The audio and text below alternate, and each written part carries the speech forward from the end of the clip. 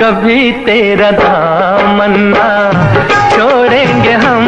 है जो सुनने में आया तुझे वैसा ही पाया है। ये दुनिया ये महफिल। ये वो गाने हैं जिन्हें मोहम्मद रफी ने मदन मोहन के संगीत निर्देशन में गाए।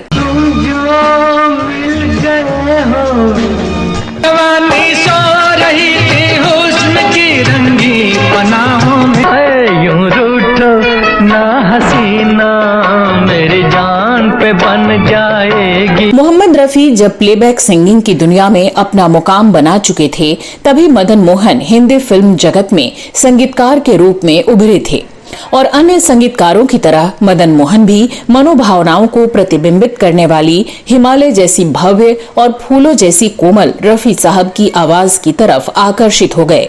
मैंने जज्बात निभाए हैं उसूल हाय क्या चीज थी लुटा बैठे तुम्हारी धूप के साए में।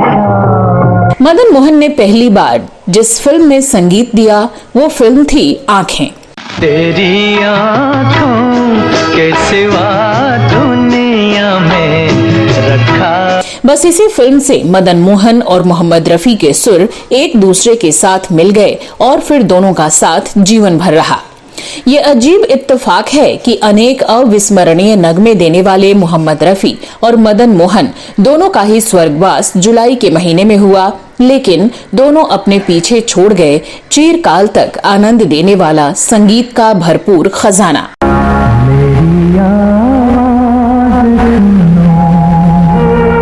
मदन मोहन ने मोहम्मद रफी का हाथ न केवल उस समय थामा जिस समय मोहम्मद रफी करियर की बुलंदी पर थे, बल्कि उस समय भी रफी साहब को थामा जब उनका करियर उतार पर था।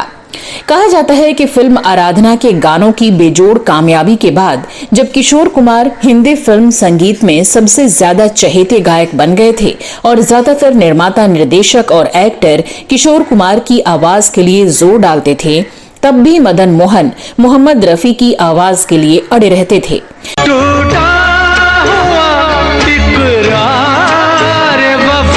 कहते हैं कि जब ऋषि कपूर स्टारर फिल्म लैला मजनू बन रही थी, तब एक्टर और निर्माता निर्देशक ने किशोर कुमार की आवाज के लिए दबाव डाला, लेकिन मदन मोहन ने साफ साफ कह दिया कि पर्दे पर मजनू की आवाज रफी साहब की ही होगी। आखिरकार उस फिल्म के गानों को रफी साहब ने गाया और फिल्म एक बड़ी म्यूजिकल हिट साबित हुई।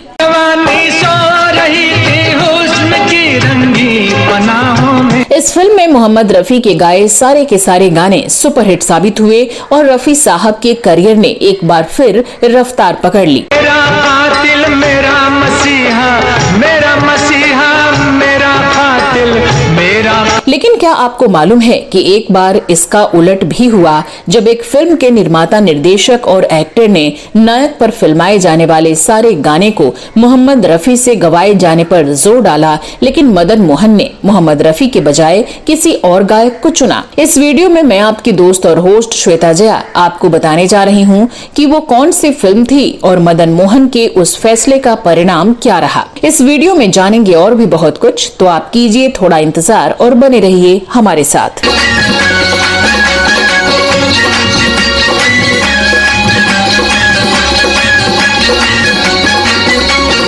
दोस्तों, मदन मोहन फौज में जवान थे जो बाद में आकाशवाणी लखनऊ में नौकरी करने लगे। उन्हें बाद में उस्ताद फैयाज खान और उस्ताद अली खान जैसे महान गायकों से शागिर्दगी हासिल करने का सौभाग्य मिला, जिसकी बदौलत उन्हें गजल की दुनिया में बादशाहत हासिल हुई। लता मंगेशकर उन्हें गजल का शहजादा बताती थीं। अपने करियर के शुरुआती दौर में वो दादा बर्मन के सहायक थे। मदन मोहन की सबसे पसंदीदा गायिका थीं लता मंगेशकर और उनके सबसे पसंदीदा गायक थे मोहम्मद रफी। मोहम्मद रफी का करियर जब ऊंचाई पर था, तब मदन मोहन ने उनसे एक से बढ़कर एक गीत गवाए। लेकिन जब मोहम्मद रफी का करियर मंद हो गया, तब भी उनके करियर को संवारने और उसे ऊंचाई प्रदान करने में मदन मोहन का बड़ा योगदान रहा। जिस वक्त किशोर कुमार हिंदी फिल्म संगीत में सबसे ज्यादा चहेते गायक बन गए थे, उस समय भी मदन मोहन लैला मजनू के लिए मोहम्मद रफी की आवाज के लिए अड़े रहे। हो के मायूस तेरे दर से सवाली न गया जो तेरे दर पे आया हूँ और बर्बाद मोहब्बत की दुआ गाने बहुत हिट हुए और मोहम्मद रफी पर से असफलता का दाग धुल गया।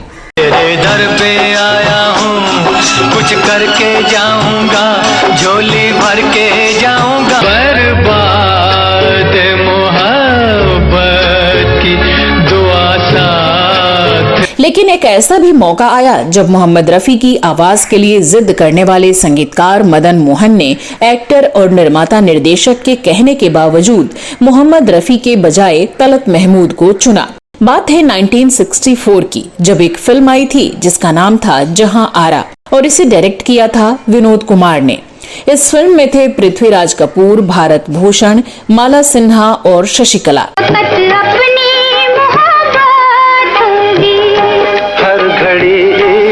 ये फिल्म मुगल शहंशाह शाहजहां की बेटी जहां आरा पर बनी थी और फिल्म में जहां आरा बनी थी माला सिन्हा। ये जहां आरा पर बनने वाली पहली हिंदी मूवी थी। आप आए तो जिंदगी आए। इस फिल्म के गीतों को लिखा था राजेंद्र कृष्ण ने और संगीत देने की जिम्मेदारी दी गई थी मदन मोहन को। किसी की याद में दुनिया को है भुला। मदन मोहन ने इस फिल्म के लिए 9 बेहतरीन धुनों की रचना की। इसमें 3 एकल गजलों को तलत महमूद से गवाया गया। फिर वही शाम वही गम, फिर वही शाम वही गम वही तन्हाई है। तेरी आंखों के आंसू पी जाऊं, तेरी आँख के आंसू पी जाऊं ऐसी मेरी मैं तेरी नजर का सुरूर हूँ। मैं तेरी नजर का सुरूर हूँ तुझे याद। जबकि एक गीत को तलत महमूद ने लता मंगेशकर के साथ गाया। ये गीत था ऐ सनम आज ये कसम खाएं। सनम आज ये कसम खाएं।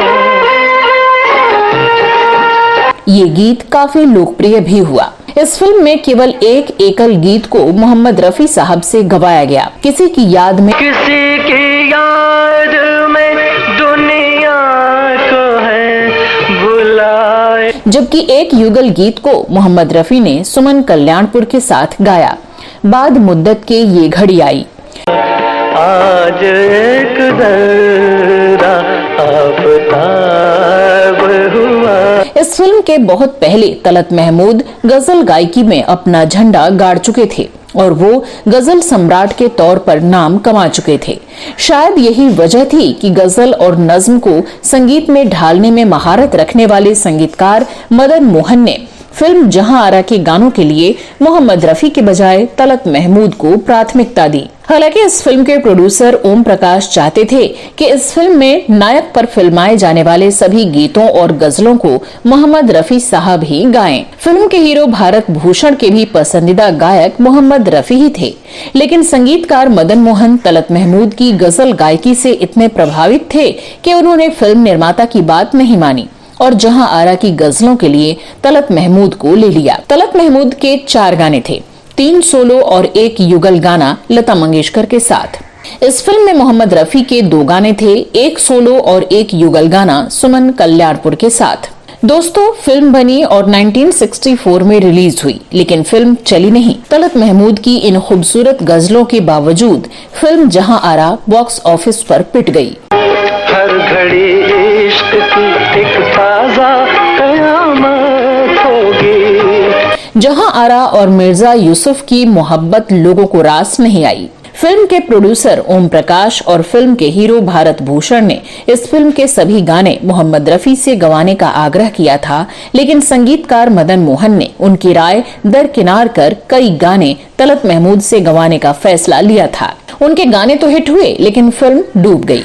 फिल्म के निर्माता ओम प्रकाश का कहना था कि अगर फिल्म के गानों को मोहम्मद रफी से गवाया गया होता तो फिल्म बॉक्स ऑफिस पर भी कामयाब होती। गायक तलत महमूद को ये भी लगा कि मदन मोहन ने उन पर दांव लगाया था, तो क्या वो उनकी वजह से फेल हो गए। जहां आरा बॉक्स ऑफिस पर पिट चुकी थी, बॉक्स ऑफिस पर फिल्म डूबने का मतलब था बाजार में कमजोर हो जाना, और यही हुआ भी। जानकारों का मानना है कि इस फिल्म के बनने से पहले ही तलत महमूद का करियर उतार पर था और संगीतकार मदन मोहन तलत महमूद के गिरते करियर को उठाना चाहते थे, लेकिन अफसोस ऐसा हो न सका। तलत महमूद धीरे धीरे फिल्मों से दूर हो गए। बाजार में अब संगीत के नए जादूगर आ गए थे और तलत महमूद की मखमली, लरजती, कांपती आवाज के खरीदार बेहद कम हो गए थे। एक जमाने में मोहम्मद रफी को चुनौती देने वाले सबसे महंगे गायक तलत महमूद मोहम्मद रफी के रास्ते से पूरी तरह हट चुके थे। तो दोस्तों, आप इस बारे में क्या कहना चाहते हैं? इस बारे में आपके पास कोई अतिरिक्त जानकारी हो तो कमेंट बॉक्स में अवश्य लिखें। अगले वीडियो में मैं फिर फिल्मों, गीतों और फिल्मी हस्तियों के बारे में जानी अनजानी जानकारियां लेकर हाजिर हो जाऊंगी। तब तक के लिए नमस्कार।